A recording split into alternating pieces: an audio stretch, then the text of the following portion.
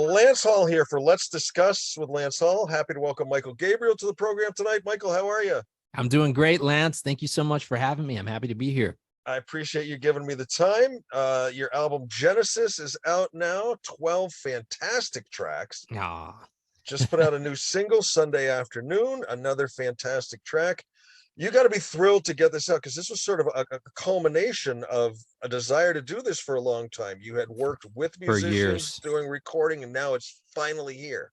Yes, exactly. Yeah, it really is a culmination. It's been years in the making, just me having this deep longing, this desire to put my music out here. That's how I kind of accidentally fell into this as a career, was because selfishly I wanted to be able to make records like the ones I grew up listening to, for a very long time. And that just kind of uh I began working in the industry and made a career out of it, and that kind of fell to the back burner. And it wasn't until the pandemic that I, like a lot of creatives, I'm sure, started reassessing things. And I said, you know what? I've been doing this for other people for a long time. Why don't I take the time to do it for myself? And so that's what I did. How does it feel after so many years of having your name like in the credits as part of the band? Now your name is on the marquee, so to speak. Yeah, it's exciting. It's exciting. Life is a part of uh, life in general is an evolution of self. And so, after the pandemic, especially, I said, you know what, we can't come out of this and just keep doing the same thing that we were doing before. It feels like there needs to be some sort of progression. And so this just feels, I'm elated to have it out, honestly. But it's just a first step in a larger journey for me. I have a lot more music I want to share. So I'm already working on a deluxe version of this record to include more tracks, and I'm working on the follow-up to this record as well. Yeah, not resting on your laurels at all. Now, are you still doing stuff for other people as well?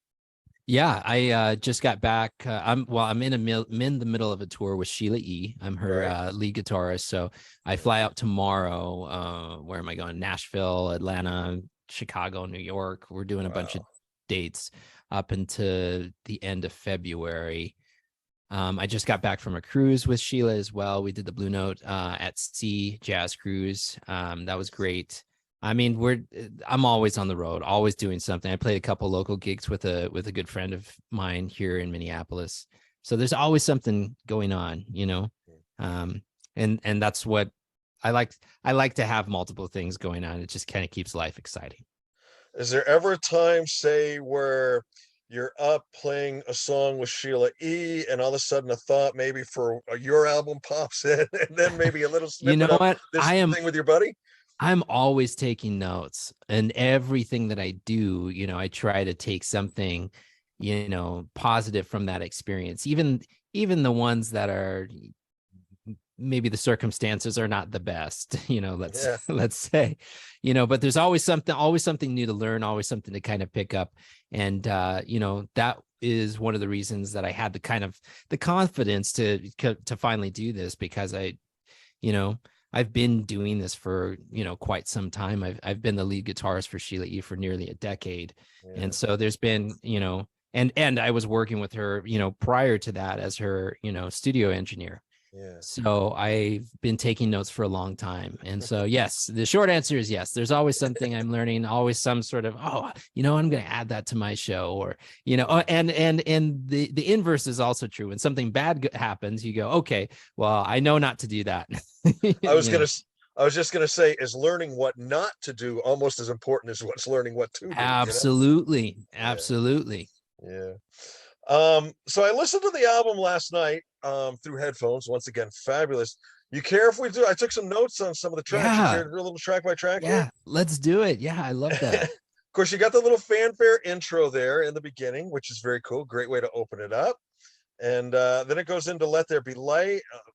Oh my God, guitar. I was reading Yeah. about some of your influences. Was Eddie Hazel ever in any of your influences at Oh, all? absolutely. Yeah. I mean, the thing is there's so many different little influences kind of hidden throughout the whole album, you Mm, know. Um, my parents raised me up on, Earth, Wind and Fire, Parliament, James Brown, Prince and Sheila E., of course, Sure. Jimi Hendrix, Rolling Stones, Beatles, Stylistics, Miracles. I mean, the whole Motown thing. So there's a little bit of, it's a salad bar of a lot of different things. Sure. But that song in particular, Let There Be Light, it was definitely, 1970s rock, sort of influence. And, the opening in the beginning, that first track that kind of opens it up is kind of inspired by live music, how a lot of my favorite bands that I've had the pleasure of seeing live or even being co-billed with, they open it up with a bang, and that's kind of how I wanted the record to open up. And so that's kind of the idea behind those two. It was very, very cool. You mentioned all those artists you grew up with. I found it fascinating though. The first album you bought was Slash's Snake Pit. I think so. So that was like with my very own money. It was, Slash's Snake Pit. And it was because my cousin had played me the record. He had just got it. And he was like, dude, you have to check this out. And as soon as I heard it, within the first couple tracks, I was like hooked. I was like, oh my God, I need this album in my life. So I begged my dad to go to the record store, and I was like, I got to grab this one. So I did. All right, we're down to track 3, Celebrate. Now I'm hearing some serious Prince on this track. Serious Prince on Celebrate. Tell us a little bit about that one. So, I'm from Minneapolis. This was kind of my homage to Minneapolis, the Minneapolis sound. The important thing that for me that I needed to come across was that authentic sort of sound. And this sound is not something it's not fabricated in any way. It's like, this is the music that I really grew up on. My parents, for those that don't know, my parents met and fell in love while working on the Purple Rain World Tour. Right. My mom grew up with Sheila E. in the Bay Area and became her co-lyricist and tour manager. My dad was personal security for Prince, and then became his manager and president of Paisley Park eventually. And so those two met while working on the tour. And so music was just a driving force in my life from a very young age, and particularly the Minneapolis sound. So it was important to kind of have that represented somewhere on the record. And that's how Celebrate kind of came about. Excellent. Madam, I'm Adam. Now, I always say to my ear, because I know everybody interprets sounds and songs differently. So I always like to preface it with, to my ear, this song, if you crossed, you remember a glam band from the 70s called Sweet? They did Fox on the Run and Little Willie. Yes. If you cross Sweet with Lenny Kravitz, particularly on that intro, to me, I hear it. Yeah. That's what I got out of this. That's it. You're hitting the nail on the head with that one. Yeah. I just love that style of music. And I love the palindrome, as well, where it's like, whether you spell it forward or backwards, it's read the same way. Madam, I'm Adam. I just really love that idea. Just like as a lyric, and I almost treated it as a challenge to myself. I'm like, how can I get that to fit as like a lyrical hook, like in the chorus, especially? And it was a fun one to do. It was one of those where, I was excited. All of them I'm excited to do, but this one in particular, I was really excited working on it in the studio. Cool. Radioactive Girl, sort of a bluesy thing. I read somewhere one of your influence was Eric Gales. I heard some Eric Gales on this. Oh, really? Are you serious? Eric Gales, man, that dude is on fire, man. He's like one of my favorite guitarists. I definitely heard a little, the influence there. Okay. Definitely. All right. Yeah, I'll take that. Yeah, I love it. Yeah. Anytime I can even be mentioned in the same sentence as Eric Gales, as a win for me. I like that track. It's self-empowerment, women empowerment sort of vibe lyrically and whatnot. It's the guitar sound. I'm trying to think.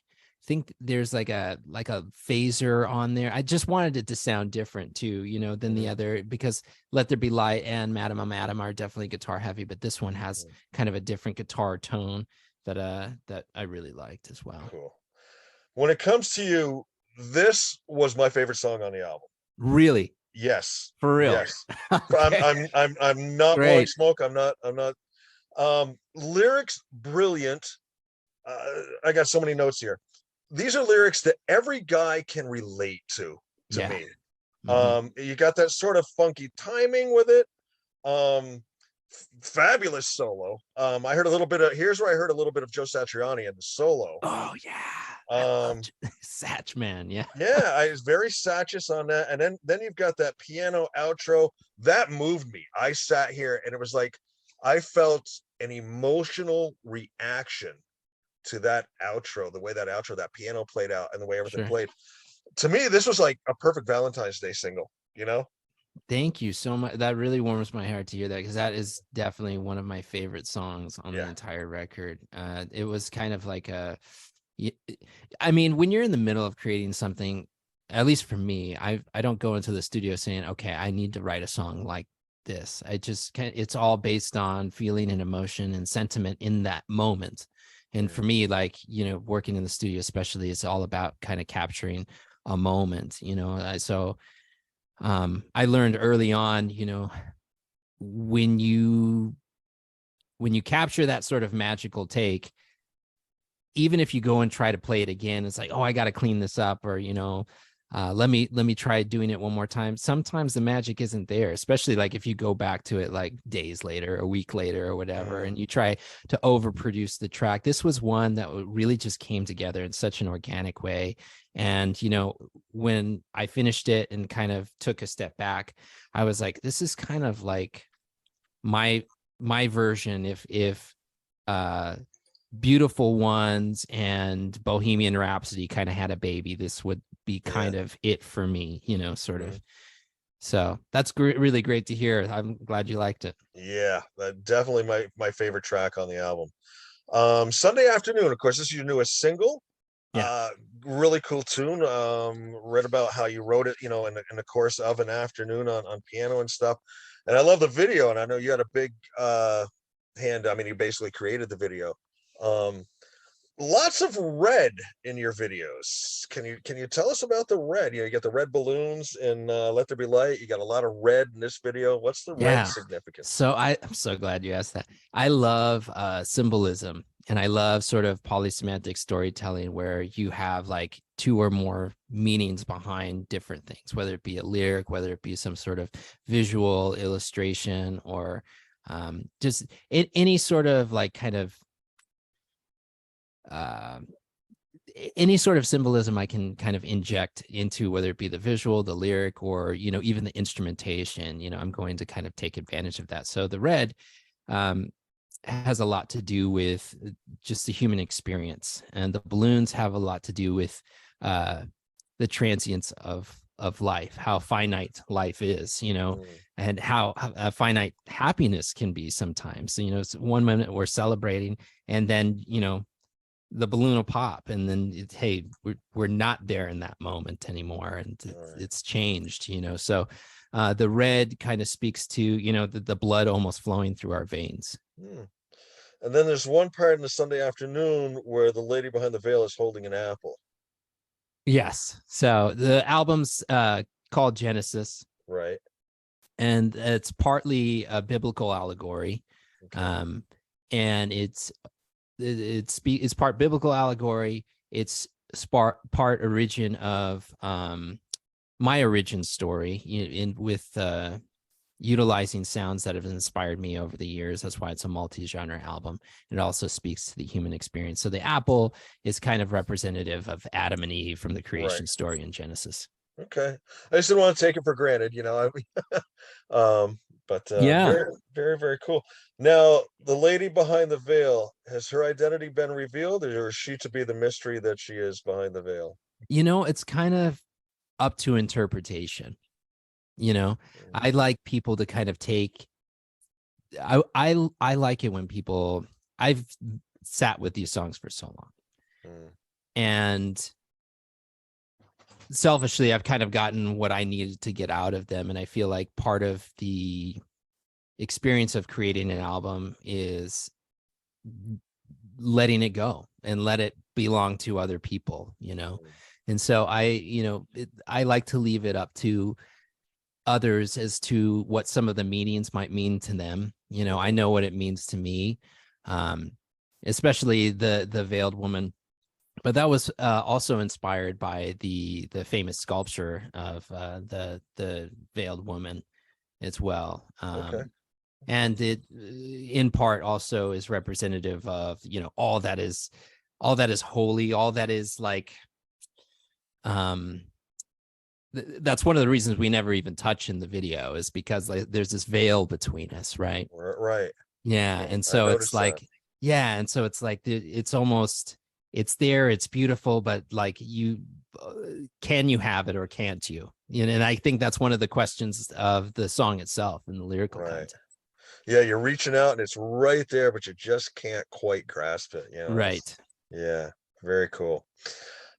Summertime, like insta positive vibe on this song. Right. Yeah. Very Earth, Wind, and Fire-ish again to my ear, Oh, you know. thank you. Um, this is again a great summertime track. You know, this is a top-down cruising in the convertible type of track, you know. I felt the same. Yes. I just felt like the album needed something like that. I wanted it to be a roller coaster ride of different emotions, so to speak. Hmm. And I felt like, you know, just having, you know, your sort of not standard pop tune, but just kind of more upbeat sort of vibe Yeah. was important to have on there. Now, speaking of pop tunes, Diamonds in Your Eyes, to me, British pop fill the dance floor track. Like Yeah. Pet Shop Boys, Erasure. I don't know. I guess that's where I was going with this one, kind of, Oh maybe, you yeah. know? Yeah, totally. You know? Yeah. Yeah, Uh, absolutely. and I love the I title. I love the title. Oh, thank you. Yeah. Was that a phrase you had, or where did you get that from? So I wrote that song. I I wrote that song, let's see, about 11 years ago, I think. Mm, And so it was just one of those that were in my catalog of songs that I had always wanted to put out. Um, to me, there's a like a really deep sort of personal meaning as to what Diamonds in Your Eyes means. And I've never said this before to anybody else, but I'm going to share it with you right now. oh, I appreciate it. Yeah, yeah. So Diamonds in Your Eyes, my daughter, she was born in April, and so the birthstone is diamonds. Okay. And at age 2, she was diagnosed with an eye condition, and Mm, so Diamonds in Your Eyes is in reference to my daughter. mm, Yeah, so wow. that's kind of the idea. Wow. Very. I appreciate you sharing that. That's Yeah, amazing. Wow. Um, God, I don't know where to go next. We'll yeah, go we'll go to the next song, I guess. sure, sure. But no, I mean that's amazing. Mountain King, kind of uplifting. I guess I've got to ask, are you the Mountain King? I think we all find it. So Mountain King, um, yeah, I'm just gonna be very very honest with an album called Genesis, and me wanting to inject as much symbolism as I possibly could. Yeah. I found myself going back to some of the Bible stories, Mm, and I noticed, you know, there's quite a few times where people were lost in the wilderness, and I thought, you know, that's such a relatable kind of feeling. I think yes. just in the human experience to just kind of go like, I don't know what's going on in my life right now, or I just feel lost, like that sense of like lostness and longing, and you just like, what the heck is going on right now? I feel Yeah. like we can relate to that, you know, especially, you know, I was writing all of this kind of during the pandemic, so there was a lot of that feeling as well.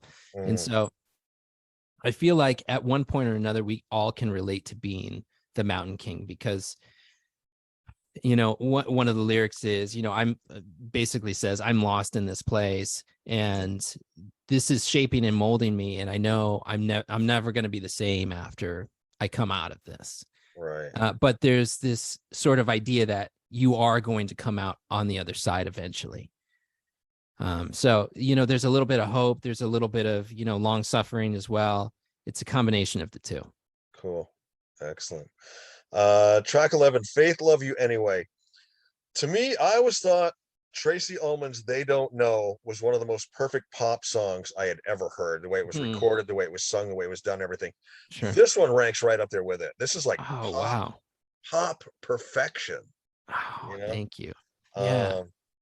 Great tune. I mean, there's such a variety of styles on this album. I gotta ask, you obviously paid attention to sequencing. How difficult was it? Again, the main sort of litmus test was how I felt listening to it. And I would share it with, some people very close to me.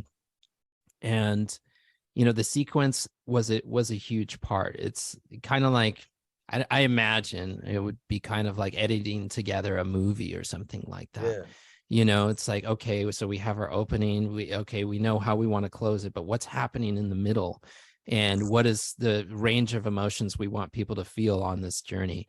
And it took some time, but it eventually just kind of felt right. It's like, okay, I want to come out guns blazing, right out the gate, and okay, Right. we should have our highs and lows somewhere in the middle. And then eventually actually the last two songs, I knew I wanted to close out with those two. So I knew how I wanted to start and how I wanted to bookend it. But it was really just kind of a matter of rearranging multiple times what was happening in the middle. And eventually we got to something that felt right. Yeah, I mean, it's pretty good. You got Radioactive Girl, which has got that bluesy thing. Then when it comes to you, it's sort of ballady, but it's got, like Yep. I said, to me, I had that funky sort of time signature. Then you got your nice lush Sunday afternoon. You go into Summertime, which is a great summer, an upbeat positive, Right. and then Ramps it back up. yeah, Yep. Diamonds in Your Eyes and all that.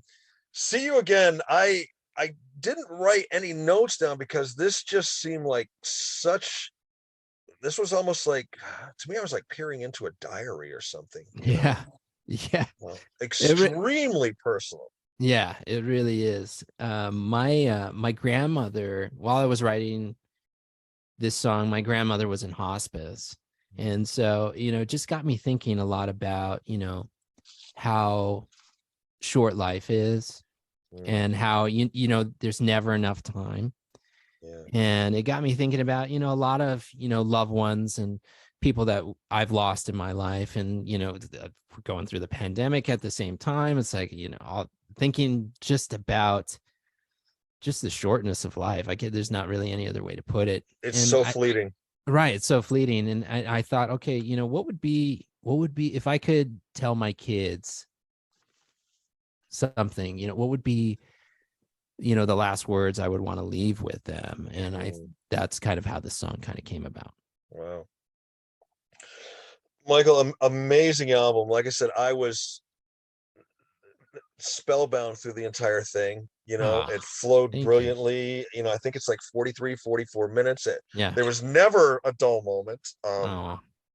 There was never let's get this song over. There's like, okay, what's next? What's next? What's next?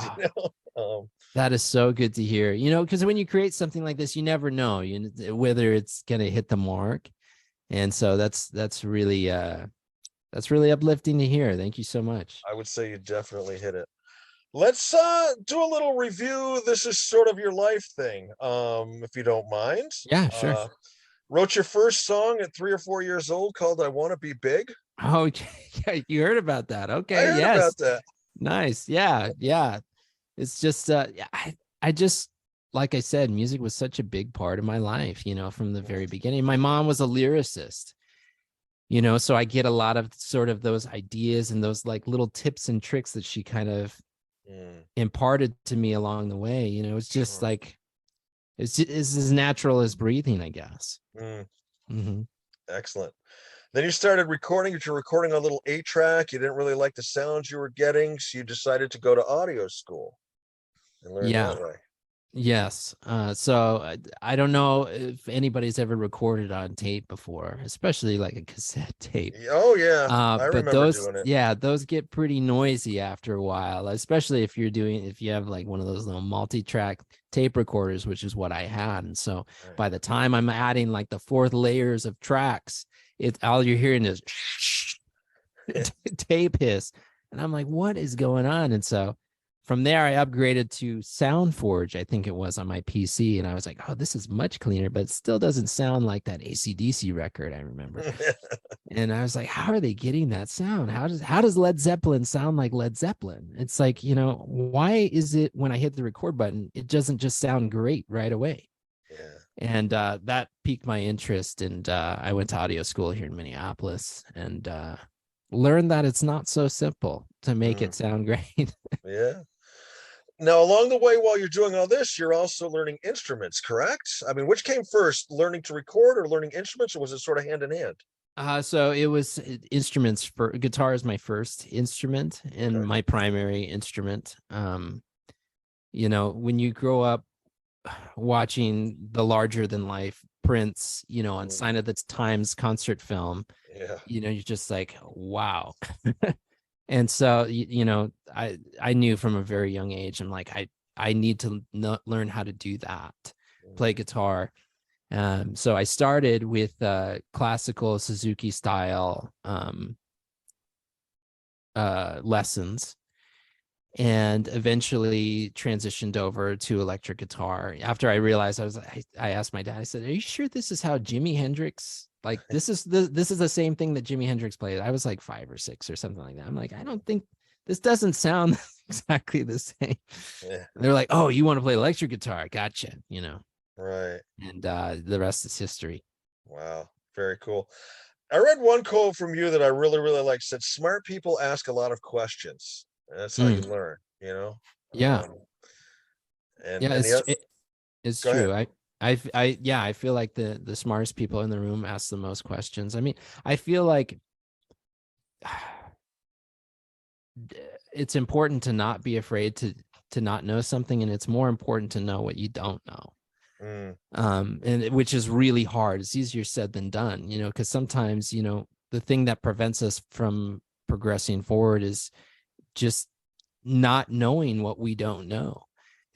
Take me for example. I with the recording thing, I had no mental framework for how a record was made, how like a recording studio, compressors, limiters, gates, mm, expanders, EQs, like it was all foreign to me. I didn't know that I didn't know any of that stuff. mm. I thought, okay, I see the red record button, you just press it. Right. you know Yeah. um but how do we get to that point where we understand what we don't know, or we know what we don't know? Well, the only way to get there is by asking questions. And Mhm. you have to, almost, it's a very you have to be your own sort of self advocate, and you have to investigate, and eventually you get there. Yeah. The other thing I liked that I got a quote from you, and I'd heard Paul Stanley say the same thing. You almost learn nothing by doing it right. It's when you do something wrong that you Yeah. really, really learn from your mistakes. You know. Exactly. I mean, when's the last time you were really successful and you're like, man, that was a great learning experience? Right. It's when you mess up, your failures, that's when you grow the most. And yeah, and I feel like, you know, being, as long as you fail forward, Right. I think it's fine. Yeah. I was reading the list of some of the people you've worked with, and of course, you've worked with Sheila E. for 10 years, and Stevie Wonder, Ringo Starr, Usher, John Legend. Has ever been anybody that when you've met them for the first time has left you like truly starstruck, in awe, like I can't believe this is happening? Yeah, so that was kind of the first time one of the first times I went to LA. Because one of the first times I went to LA, had to be about like 16 or 17 years old. I called Sheila up actually, and I said, hey, I just want to be a fly on the wall in the studio. And she was very gracious, and she allowed me to come out there. And so I did just that, kind of was my first experience to kind of see what this lifestyle was like, what this career path could possibly lead to. And it was at a restaurant, somewhere downtown LA, and Stevie Wonder was there. Wow. And she was like, "Oh, come on, I'm gonna introduce you to him." I was like, "Okay." And so I shook his hand, and it like just time. I don't really generally get starstruck, but in that moment, I shook his hand, and I was just like, I don't know, through my mind, in that moment, I was just like, man, just all the musical history and cultural and American history as well. In that man's hands, I was just like, this is crazy. I'm like, wow. I'm like, you know what? Maybe I shouldn't wash this hand. I don't think I washed that hand for a couple days at least. I was like, maybe I'll just maybe some of that magic in those hands will, just kind of absorb into mine or something like that if I just kind of leave it for a couple of days. It's amazing. I've got to ask this question. With your dad being the head of security for Prince and all and everything, and your mom being with Sheila E., did you have an opportunity to interact with Prince at all in your lifetime? Yeah, quite a few times. I mean, it's like it's kind of more of a family history, I would say. There was there was definitely closeness is almost kind of an understatement, as far as my dad and Prince's relationship kind of goes. That sort of fame is kind of isolating. Yeah. And so you become really close to the people that are just close to you sort of by default. And my dad, kind of filled that role for many years, and eventually became his management and whatnot. But yeah, so Prince would come to the house sometimes. I would go to Paisley, visit my dad at work, like just weird things like that. Like you just kind of, as a kid, you're just like, oh, this is normal, but Right. not really fully realizing what a unique situation it was. And, as I got older and started working more with Sheila, I was kind of around that camp as well. We did Coachella, we went to the studio a few times. So, I never worked with him, but, there were instances where, he was around, I was around, sort of thing. The question I've got to ask then, as a guy who in 1984 had Purple Rain on a beta tape, right? And watched it 4 times in a row one day. We all know the persona, the star, the man that we see on our screens and hear on our albums. Can you give me just some little snippet of the person? Did he maybe like scramble you some eggs one day, take you to Sizzler or something like that? Some sort of small little snippet, that would... Right. So yeah, there's a couple stories, this, in my younger years. My mom says he came to the house and one day, and I'm just a little kid, I don't know, like 2 or 3 or something like that, right? Yeah. And I'm just running around, and my first inclination is to just punch him in the leg. And then I don't remember what he tried to tell me or something like that. And I was like, you lost your marbles or something, just something a little kid would say, Yeah. sort of thing. But he was very kind, and everybody talks about the mystery, the mystique, which is true, but he was very human as well, and very kind and generous, and just a thoughtful human being. That's awesome. Yeah. Awesome. So going forward now, Genesis is out. You've just released the Sunday Afternoon. Do we have any other videos in the works for this? Yes. There's one that I'm working on right now, actually. That's going to be released in February, late February. I'm going to leave it a secret as to which song it is. Very cool. But yeah, there's in a perfect world, I would have a video for each song. Yeah.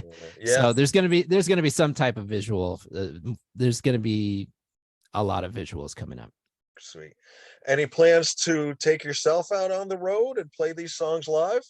That's one of my favorite things to do is to perform live. And I feel like, it would, it's kind of the way of finalizing this whole experience would be to perform it live. So this is something I've been chomping at the bit to do for a long time with this material. So yes, touring in 2023 is definitely happening. We have a couple dates booked, and you can go to my website, mychaelgabriel.com, Michael with a Y, to kind of stay up to date on what's happening on that front. Cool. The one thing I was just looking at my notes, making sure I'd asked you everything I wanted to ask. I had one question for you. Obviously, in going to recording these songs, you're trying to capture your sound. And I remember a line in the Buddy Holly story where they brought them to New York and they were trying to record them with those, big time producers. And Gary Busey, who's in character, says, "I have a sound in my head, but we're not getting it here." How, and of course, when you're working with an outside producer, it's got to be tough. How about when you're producing yourself? Do you have sounds in your head sometimes that you can't get there, or is it easier or is it harder?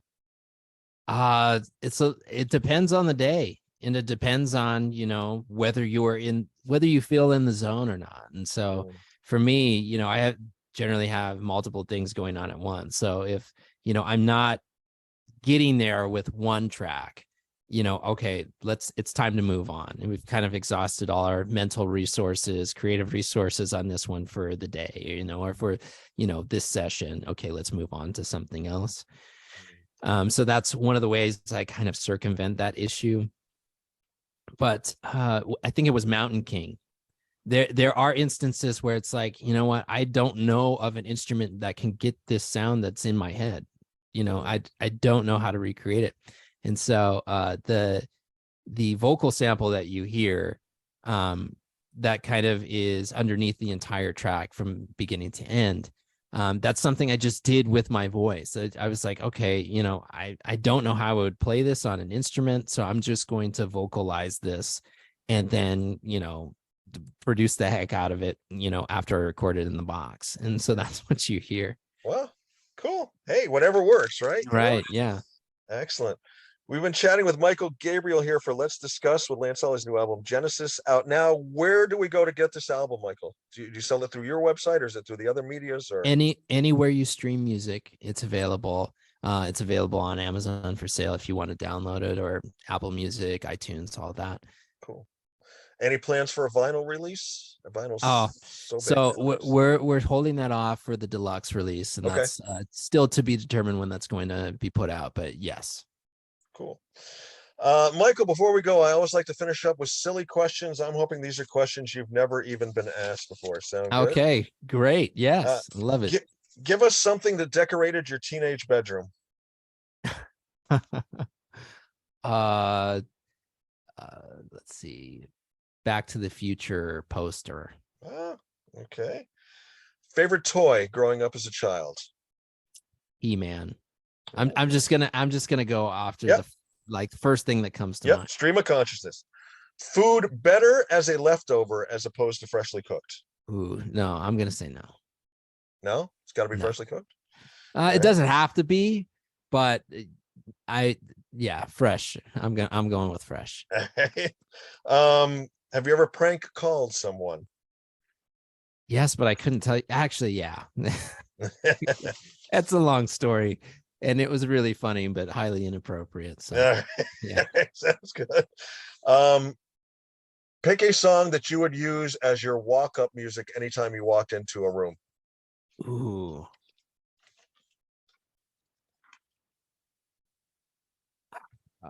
What is that? Wake Me Up Before You Go. Okay, Wham. Okay. Yep, Wham. Very, very cool. Jitterbug. Favorite old school wrestler? Ooh, Undertaker. Well, is that old school? Yeah, he's old. He's old school. Yeah. I mean, if you want to go back further, but yeah, Undertaker's definitely old school. Yeah.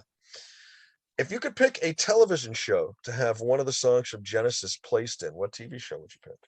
Ooh, a television show. Yeah. Okay, actually, you know what? I'm gonna I'm going to speak this into existence right now. Okay. Okay. So here's my pitch, right? Yep. It's not a TV show. I guess it could be because they have Disney Plus, but Marvel Studios, Hmm. Radioactive Girl. Okay. Could you not hear that as like a Spider Girl theme song or something like, or at least in the credits or something like that, Mm. or even the Captain Marvel or something like that? Absolutely. Song's all about women empowerment. Are you serious? Like, It come would on. have to be a female superhero, but yeah, definitely. Yes. Yeah, Yeah. absolutely. All right. Maybe who knows? This could happen. All right. First car you bought with your own money. I'm sorry. The phone First cut out. car. First car you bought with your Ooh, own money. it was a red Grand Am.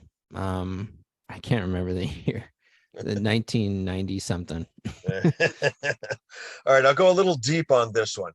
Would you rather go back in time and meet your ancestors or forward in time and meet your great great great grandchildren? Ooh, forward in time. Forward. Yeah. All right. Let's see. If you could go back in time and eat one of your mom's meals from your childhood, what would you have her prepare? Ooh. That's enchiladas. Enchiladas? That Hmm. sounds good. Yeah. All right, last one. This is the one we have the most fun with. If they were to make a biopic of your life, what actor would you pick to play you? And it's your movie, your life. You can pick anybody. To play me. Oh my Yes, a gosh, biopic of your life. that's hilarious. Who would I pick? Oh my gosh. Oh man, I don't even know. That's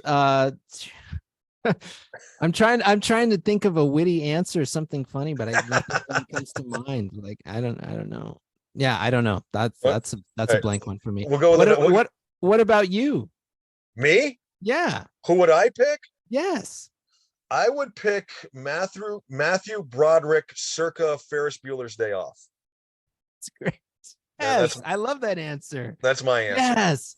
Yeah. I was always a wise ass like him, and Yeah. yeah, Oh, that would be my pick. that is great. Yeah, I love that one. All right. Well, Michael, this has been an absolute thrill to get to talk to you tonight and hear the stories behind some of these songs. Of course, the stories with Prince and your parents and Sheila E. and everything. Mind-boggling. And once again, this new album Genesis is out now, and it is fantastic. Just straight to top to bottom, killer album. Thank you so much, Lance. Appreciate you. Thank you for having me. Absolutely. Good safe travels on your tour. May all your venues be sold out and your travels be safe. Yeah. Thank you so much. Take care, Michael. All right, you too. Bye-bye. Bye-bye.